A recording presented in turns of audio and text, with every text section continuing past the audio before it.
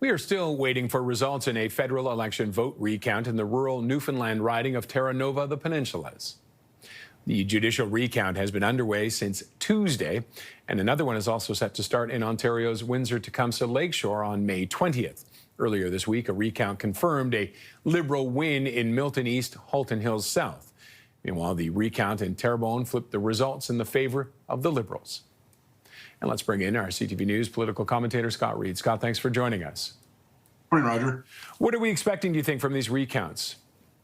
You know, it could go any way. I mean, we're talking about very narrow margins. So when they do the recounts and, you know, what that involved, just be really specific, because there'll have been a number of ballots that will have been rejected in these ridings, as in all ridings across the country. But when you get a very narrow result and you get a recount, they'll look at all those rejected ballots. It's not just math. They'll say, all right, now, was the person who cast this ballot making their intention clear? So if somebody, you know, threw it out because it was scribbled in as opposed to an X, they may decide actually it's crystal clear here who they were voting for. So they'll go through that process. So when you're talking about one vote in Terrebonne, when you're talking about 12 votes in Newfoundland, 77 votes in Windsor, you know, really a thorough recount could produce almost any result. Could we see a by-election, do you think, in Terrebonne, with how that unfolded, with reports that some mail-in ballots never made it?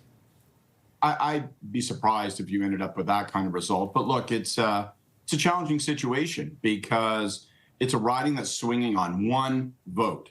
And no matter whether that vote goes for you or against you, when you can identify that, you know, the 3-4 ballots at least that we're conscious of that, you know, maybe weren't counted or didn't make it, it got returned late, you know, that's going to create real frustrations. The Bloc are talking about taking this to the courts. There's already been a judicial recount. Elections Canada says, I think correctly, that doesn't really exist as a mechanism. At some point, you know, the ref has to blow the whistle and say, we're done here. We've done a recount. We've done a judicial recount. We may be conscious of, you know, challenges that occurred, but the rules are the rules. The result is the result. And that may be unsatisfying, but at some point, you do have to just drop the curtain. Yeah, we need a video replay. Go upstairs to the head office. When Parliament resumes sitting, it's coming up quick. What's it going to look like?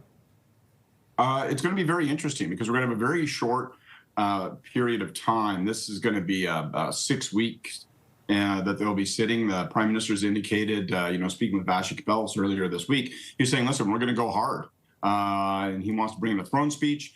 He wants to put in a Ways and Means motion, which is technical parliamentary speak for an economic and financial motion, which means that we'll be able to get a tax cut by July 1st. There'll be other legislation that no doubt they'll want to at least initiate in this session. One thing we know is we're not going to get a budget, which is an interesting choice. We're not even going to get a financial statement. I think the government will find itself under a lot of pressure persistently over that issue.